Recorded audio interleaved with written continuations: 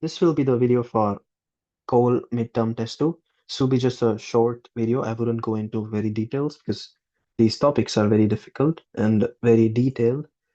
So let's start. So these are all the topics, and this is the PDF available in the Ortus. So these are the topics, and out of these topics, the last three are from midterm test as well. So midterm test one as well.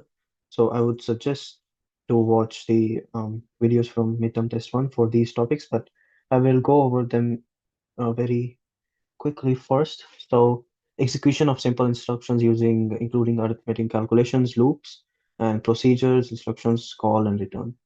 So these are the two tasks from there. So let's try to do this task 5 and try to understand how to approach such problems if they get in the if they come in the test. So fragment of the code to count number of asterisk symbols in the text string is given. Write missing instructions to complete this code.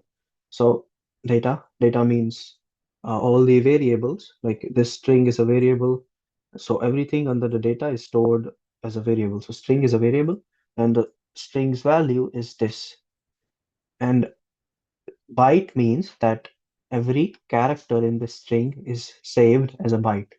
So if you remember correctly, a byte is written like this generally, and there are two numbers, and one byte is made up of 8 bits. So in hexadecimal form, it's usually written like this, and if we want to write it in decimal form, it will be 8 bits. So 1, 2, 3. So 8 bits. So one byte is 8 bits, and here it says that byte means that each character of the string will be saved as a byte. So, for instance, just some let's just take the same example: 0, 1, 2, star. So each character is stored as a byte: 0, 0, and then 0, 1, then 0, 2, and so on. So here everything is stored as a byte, and this is not necessarily how 0, 0 will be stored because it's like a character. So 0, 0 will technically be stored as 30H, 30 in hexadecimal, because it's stored as its ASCII value. So you don't need to know all of this. Just to know that each character is so saved as in a byte, and here the 0 means that these out of this after this string there is a 0, 0 byte. So this is just to know. So after going through each character of the string, if we reach 0, that means that we have crossed all the string. So that's why this 0 is written here. So this is the initialization, and this is the code. So this is the actual code and start procedure. So this is a procedure, and the name of the procedure is the start. Procedure is just a function. So here it doesn't matter. Here the main thing matter is the what we are trying to find. We are trying to find missing instruction here. So procedure is this, and we set EAX to 0. So if this question comes in exam, you don't need to do all of this. We can just try to just do it from here, like write the value of EAX. EAX is 0, ESI is 0, and this code is to again compare string ESI. So string ESI means that this is basically used to iterate over each character in this string. So string 0, if ESI is 0, that means that it is the first character. String 1 will be this character, string 2 will be this character, and so on. This is how this works. And this compare means that we are comparing the character of the string with number 0 to check trailing 0. That means this. So this is done like this to check if we have reached the end of the string, and yeah, if it's equal, so JE means jump if equal, and if this is equal, string ESI and 0. So if this is found, that means that we jump to done. Done is this. And compare, and after the done, if it's not equal, that means that we are still inside of the string, and that's when we are trying to compare it with this character star. So we compare string, each character of the string with character star, and now what we need to do, so basically, if this is equal, that means we will, so JE, if this is equal,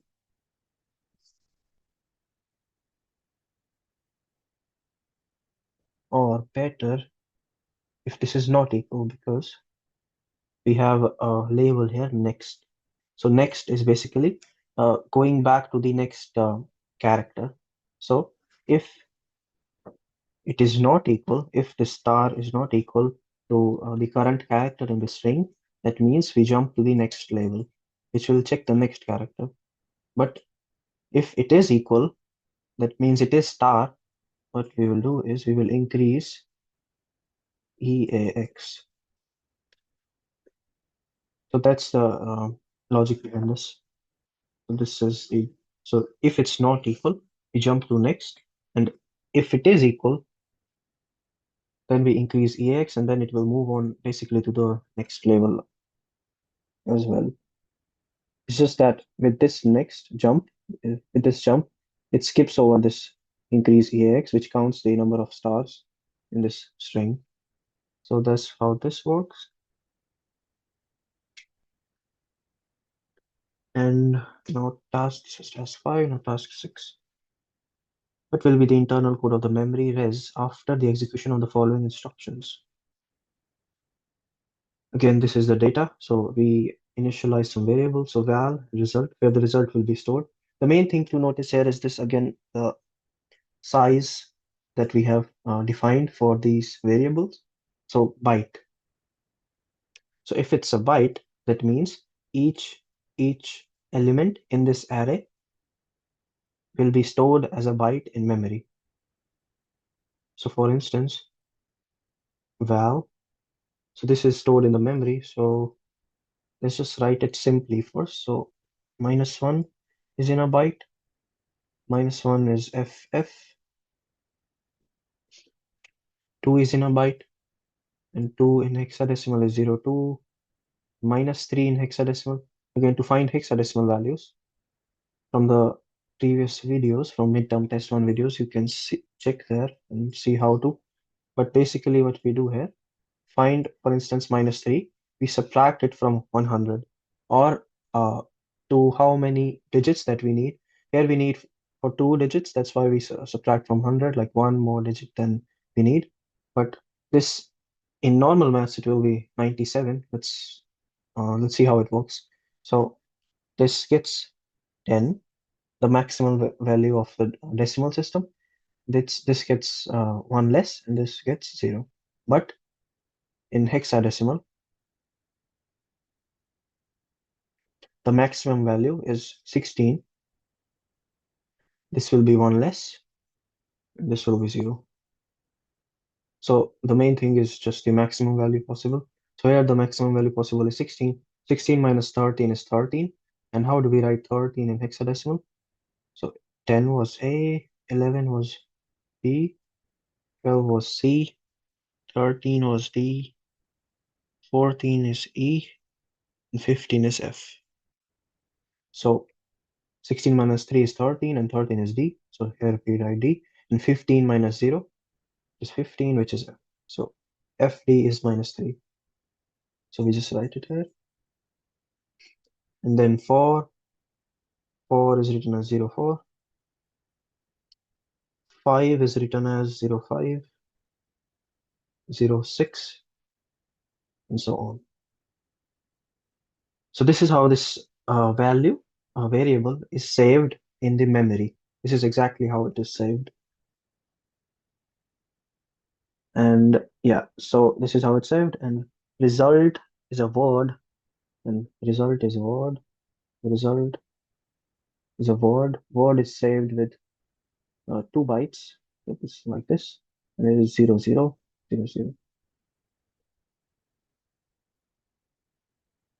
Now we look at the code now. Again, procedure. We start the procedure. It's just to start the process, and we move to ECX2. So ECX is 2 now. Let's write it down. ESI is 0 and AX is 0. Now M. So M label, add AL, the value ESI. So to AL, we are adding. So what is AL? Again, AL, it's all in the first video. AX can be written as AH and AL. It's like, so if there is EAX, and the half of EAX is AX, and here this is AH and this is AL. So to AL, we are adding the value ESI. So ESI is 0. So to AL, let's write down AL, which was 0. And to it, we are adding value at ESI. So value, and ESI is 0, value at 0. Value at 0, so this is how it's saved. So value at 0 is this, and this is 1, 2, 3, 4, 5. So value at 0 is -1. So we can literally just write it directly here, 0, -1. And add ESI 4. So now ESI is 4, and we loop back to M. And this loop will just do this label M twice. So we did it once, and we will do it once again because of the ECX register. Because loop stops when ECX reaches 0, and it also decreases ECX value by 1. So here it turns ECX to 1. Now what will happen? Again, it was -1 before, now plus value, ESI, and ESI is 4, 4. What is the value of this array? Val at 4. At 4 address is 05, which is 5. So -1 plus 5. And now this will turn into 0. So the loop will stop. And now we remove this AX value. So AX value had this whole AL, so which is 4. So AX value was, AH is still 0, so 0, 0.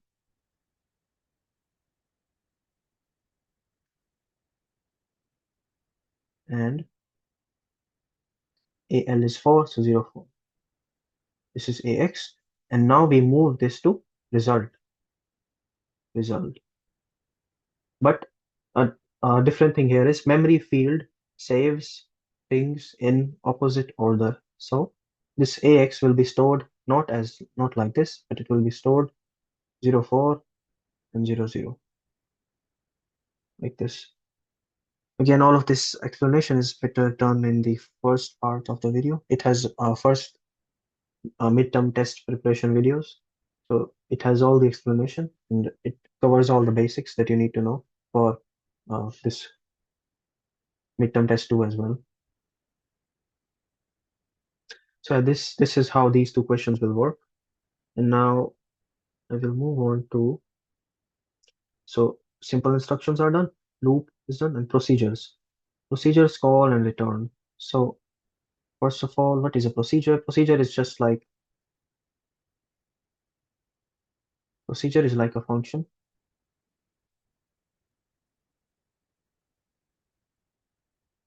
And what is a function? Function is, you can call it a machine which takes input, operates on the input, does some and processing and gives an output.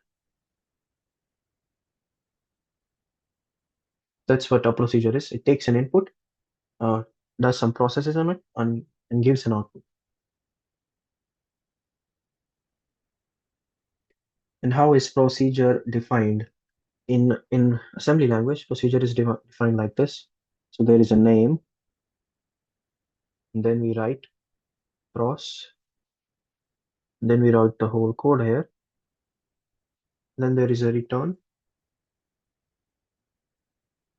and then we write the name of the procedure again and end P, which is basically end procedure. This is how the code looks. So name, procedure, all the code, and return, and then again the name of the procedure and end P. So this is how a procedure looks and how to use this procedure. So to use this procedure, we use call, which is basically you can just write call name. So for instance, in a code file, at first we can define a procedure, and then we can use this procedure and write more code. So this procedure can be used. This procedure will be reusable. That's how all the functions work. This procedure will be reusable, and the main thing here to know is what does this call and return do. So, for instance, in a code file, you first did this, defined a procedure, and then you wrote the main code here. And in this main code, we called this procedure and then ran some more instructions, and then that's all. So, first of all, what does call do? Call does two things: saves the address of the next instruction, which is this. So whatever comes after call, the address of this instruction will be saved into the stack.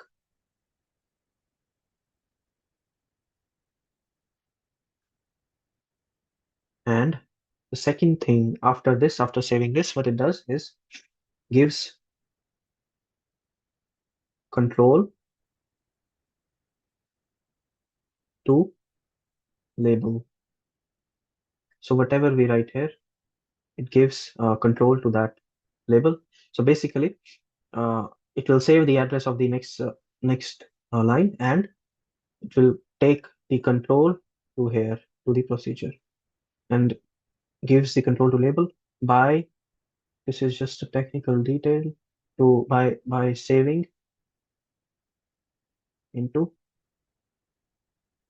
EIP register, just a technical detail. So it gives the control to the label by saving it into EIP register. And now after the control is on is with the procedure runs until the end. And what happens with return is, again, return does two things. It extracts from stack.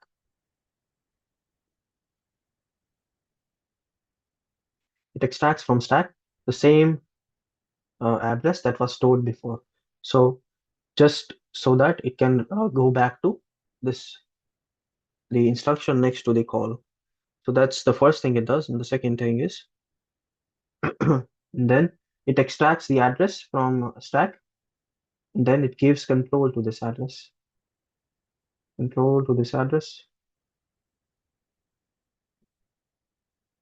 by putting it into EIP register. This is again just a technical detail. So these are the main things that call and return does. So first of all, call saves the address of the next instruction after the call instruction, saves the address of that instruction into the stack and gives the control to the procedure. And then the procedure runs, and before the end where return comes, it extracts the address, the saved address from the top of the stack, so which was the address of this next instruction. And then it gives control to that address so that the rest of the code can run. So that's how and instructions, call and return work. These were the main details about it. So these three topics are done. Now the next topic is interrupts.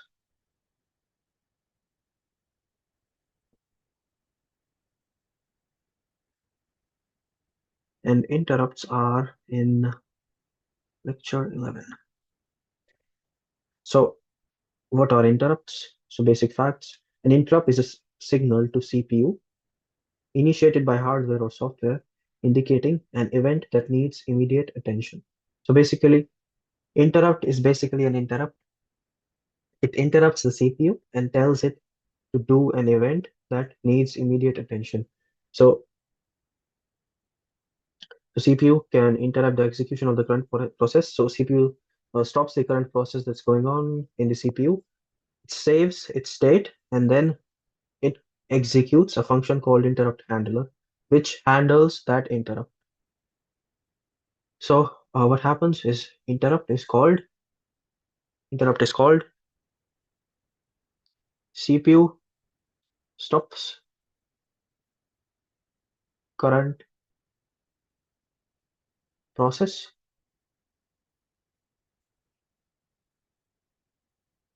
saves the state,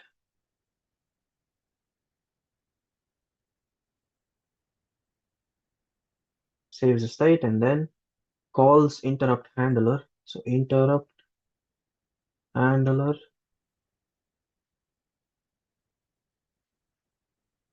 and then after interrupt handler finishes, CPU resumes with its execution of the original process that stopped here. So only unlimited number of types of interrupts are defined. Each interrupt has a priority level, and when the CPU, it may be further interrupted. So when the CPU is executing an interrupt handler, it may be further interrupted by an interrupt source of higher priority. So if it's here, it's executing the function. If another interrupt of higher priority comes, it will stop the process and handle that interrupt first, and then come back to this interrupt, and then go back to the original process. So interrupt sources, there are three types. Software interrupts, and these are initiated by the instruction intn, and in software interrupts cannot be disabled. And then there are hardware interrupts, they can be disabled. And hardware interrupts are of course related to hardware, so such as this mouse that I'm moving, the CPU, not the CPU, the keyboard. It's also a hardware, and whenever I press the mouse and move this is all causing an interrupt and making the CPU to uh, do this printing of this ink, or the coloring of this paper, not paper, pixels. But yeah, hardware interrupts are related to hardware, and software interrupts are related to software, and they are initiated by this instruction int, and n is the interrupt number. This is all technical details. This is how basically an interrupt is called. And interrupt processing in real address mode. This is not really important. Only important thing here is this. So how interrupt is interrupt vector. So that's also a topic from the. So we studied interrupts, how they work, and now interrupt vectors.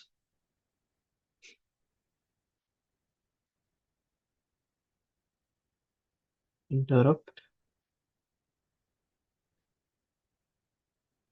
vectors. Let's see now interrupt vectors. So this is how interrupt vector usually looks. 4-byte interrupt vector from the memory address this. So 0000 and n times 4. So this is the segment. It's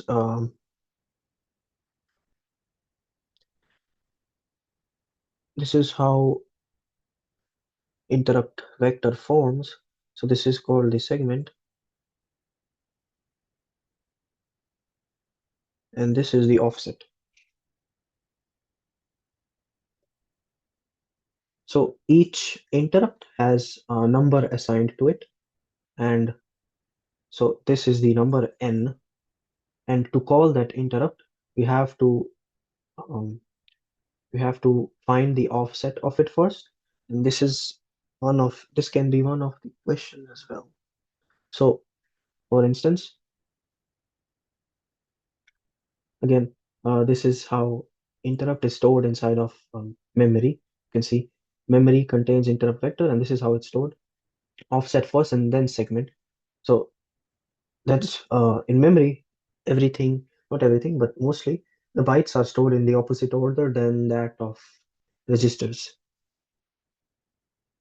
So for instance, interrupt number 8. So if our interrupt is number 8, if we are supposed to calculate the offset for it, it will be, so offset will be, if interrupt number is 8, so 8 times 4 is 32, but this offset has to be in hexadecimal form. So what is 32 in hexadecimal? So it will be 0020. And how? 16 power 0, 16 power 1, 16 power 2, and 16 power 3, and multiplication. So 0 times 16 power 0 is 0. 2 times 16 power 1 is 32 plus 0. 0 times 16 square is 0, and similarly 0. So that's how we get 32. So this is how the offset will be calculated. So in registers, if we are trying to push this value, this is how we will push it. And we will also see a further example of it. But another thing is that in memory, how will this be saved? How will we see this? So in memory, of course, everything is opposite. So first, the first thing to do here is we swap these to 0020 and 0000, and we also have to swap these. Every byte will be opposite. So here it will be 2000. Of course, this is one byte, this is one byte, this is one byte, and this is one byte. 000. So this is how this will be. If we look into the memory, this is how it will look, and in the registers, it will look like this. Similarly, here entry point address in registers is stored like this: F000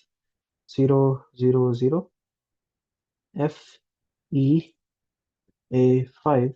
But if we look into the memory, again, everything will be opposite. So even this will be swapped. So A5, so we can swap this here first, and then we can swap this here too. So A5FE, and then we take this here, but it should also be swapped. So 00 first, and then F0, 0, yeah, F0.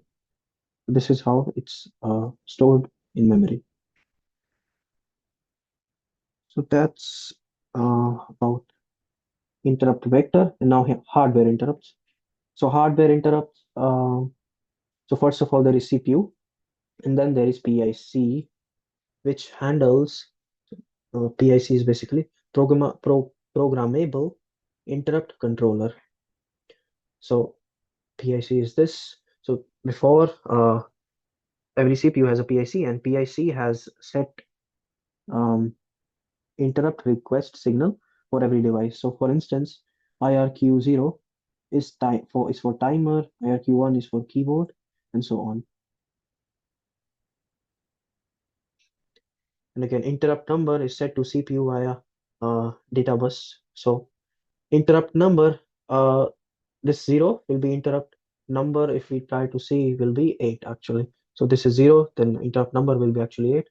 This is 1, then interrupt number for keyboard is 9. We just see it as plus 8. And we don't need to remember any of this. Like we don't need to remember interrupt numbers or anything. Remembrance or any ability to cram anything or remember anything is not tested in this midterm test. Only in understanding is tested. So how do you understand everything? For instance, this is understanding that everything is saved opposite in the memory, and also this is also understanding. So uh, times 4. It is also remembering, but it's not that big. It's just that you should know that it is multiplied by 4, and then it is written. Interrupt number is multiplied by 4, and then it is written as hexadecimal digits. So hardware interrupts. Another thing that just to know is this move AL 20H out 20H AL. This is basically means end of the interrupt. So this um, The main thing that to notice here is just you can see AL 20H and 20H AL, they are swapped and there is move and out. So if just in case there is a less possibility, just in case if they ask that you need to end the that you need to find EOI, which is whose full form is end of interrupt.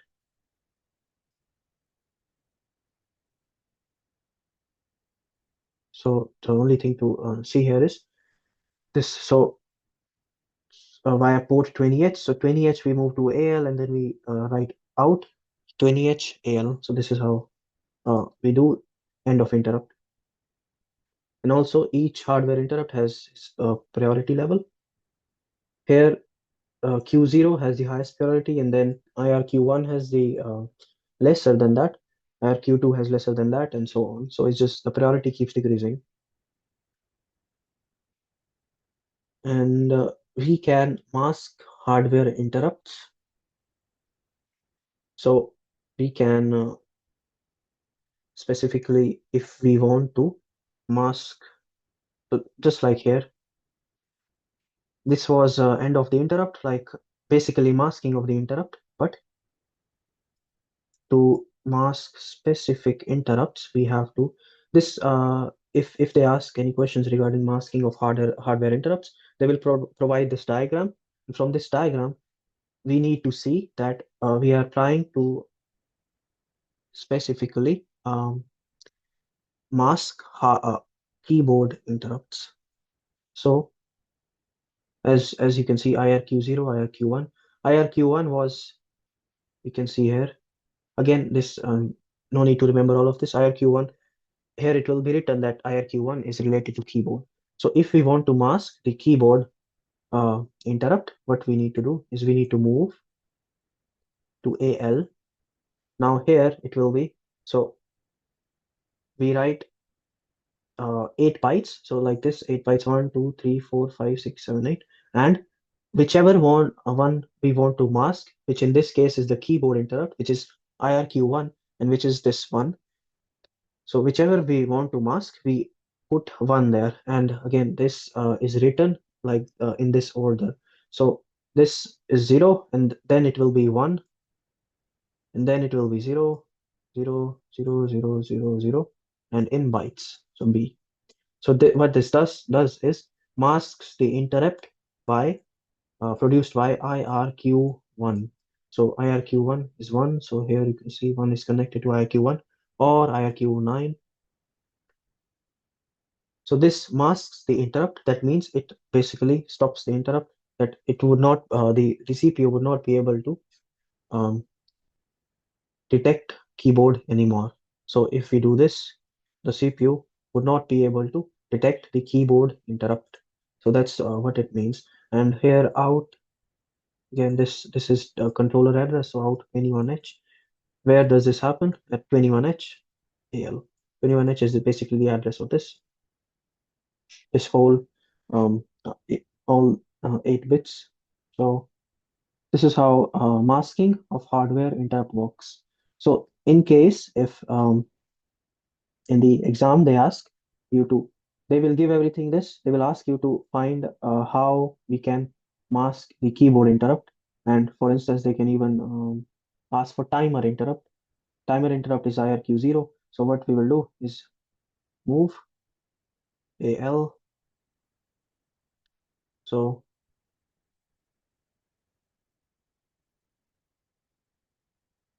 oh, I just noticed that this was a mistake. So this will be exactly like this, not like this. This will be exactly like this. So whichever we want to mask, that's exactly where we put 1. Similarly, if we want to mask timer interrupt, we just do this one in the end, B. And if we want to mask timer and keyboard interrupt, we do this. And again, out. And here it will be the value of the controller, of the address of the controller, which is 21H. And we move AL to the 21H. That's how this works.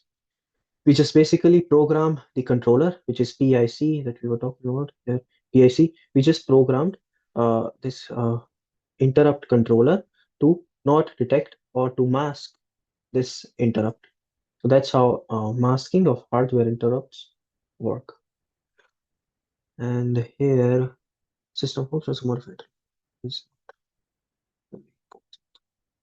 So now we see, so we did interrupt vectors. Now just one question from, so this is from the next topic.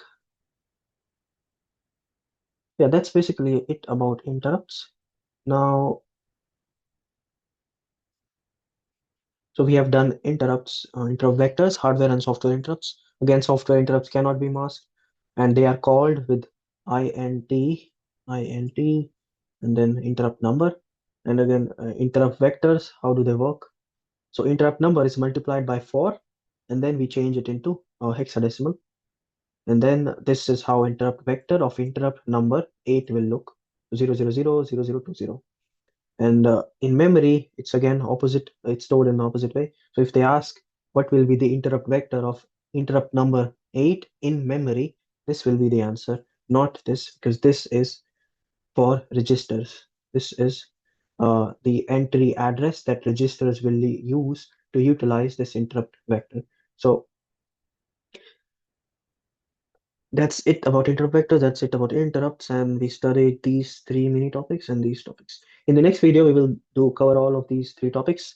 I would not go into that detail into them because they are very, very complex and time consuming, but yeah, I will give some basic tips how to solve such questions, and yeah, how to solve this question. Yeah, that's all.